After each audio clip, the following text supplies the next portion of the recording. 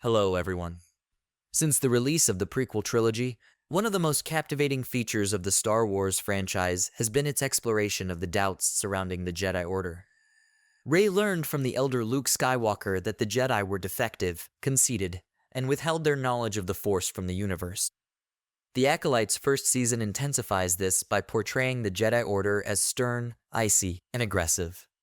Since the plot takes place at the end of the High Republic era, which is set 100 years before Star Wars, Episode I: The Phantom Menace, this development does make sense. That was the height of the Jedi Knight and Master population. Surprisingly, the Acolyte hints that the most worrisome Jedi would likely cause major issues sooner rather than later as Episode 4, Day, plays out. Serious consequences could occur in the procedure. This Jedi, none other than Charlie Barnett's Yord Fandar, is sure to cause the greatest havoc.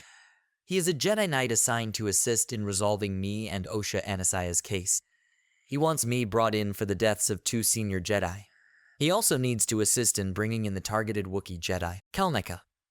The issue is that Yord isn't doing a good job of winning Osha over, who is essential to getting her twin sister. Unlike Li Yongyi's unselfish and benevolent Master Sol, Yord's distrust issues will inevitably obstruct the resolution of the conflict with me. Because of her concern for the Padawans, Sol teaches them the value of attachment and why it's vital to cherish memories. Sol is a lot like Qui-Gon Jinn, played by Liam Neeson. Both have huge hearts and are empathetic, to the point where they will break the law to further the common good. For this reason, although Osha isn't sorry she left the Jedi Order, she does miss Sol. Though this wasn't her path, he was a nice master. Yord, however, views life with a harsh, pessimistic attitude. Yord has been trained to be a soldier who, in any case, will not submit to the Jedi. For example, Yord insists that Osha give him her weapon when he and Sol's Jedi team land on Kofar, the planet of Kalnaka. He doesn't trust her, therefore it doesn't matter whether she needs it to defend herself. She will follow his instructions because he is adamant that it is Jedi property and not hers. This also demonstrates that he operates in absolutes, a quality that the Jedi attribute to the Sith and have used to portray them as wicked. These changes strengthen Yord's portrayal from the first episode, in which he used Force to mind-read people. Yord was the opposite of Obi-Wan and Qui-Gon, who were kind beings who only used their powers when necessary, when situations were desperate, or when subjects refused to cooperate with inquiries. It was usually the last option.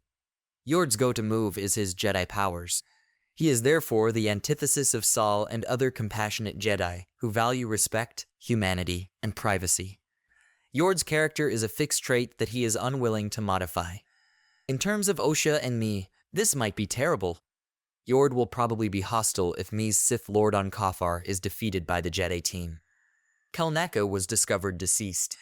Though Mi did not kill Kalnaka and is willing to quit the dark side, Yord will accuse her of being a collaborator if more Jedi end up dead. She may have broken ranks, but Yord won't believe it, and Mi won't take well to a Jedi approaching her. Osha might become enraged if Yord, who has more expertise, hurts or kills Mi during a conflict. Though she has witnessed how robotic the Jedi can be, she prefers the light side. It would be cruel to kill her sister, especially since Mi wishes to start afresh. Because of this, Osha had the same opportunity to embrace the dark side as Anakin Skywalker had after the deaths of his mother Shmi and wife Padme. All Osha has left is Mi. Mi's desire for atonement will persuade Osha to pardon her twin. Because both Osha and Anakin had virgin births, theorists claim that Osha and Anakin are similar. If she suffers this loss, then it may be her fate to follow in the footsteps of others who have renounced the Jedi in a brutal manner. Osha still feels the pain, terror, and rage from Mother Anasaya's death and the witch coven on Brendok. Thus losing Mi will resurrect those feelings. It might even deliver Osha into the Sith Lord's grasp. At the end of the episode, the villain decides against killing Osha. They chase the Jedi after pushing her away with force. It implies that this Sith Lord is aware of Osha's strength and promise. She might take Mi's position if they notice that she is becoming more and more evil and that she desires retribution. It would fall under the Sith rule of 2, which states that Darth Maul, Count Dooku, and Darth Vader were apprenticed to Emperor Palpatine. In addition, he offered Luke and Rey a place next to him. Osha might be tempted by the Sith Lord and the Acolyte to exact revenge and demonstrate to her what me had been taught, that the Jedi aren't always a good force. Thank you for watching. Please subscribe.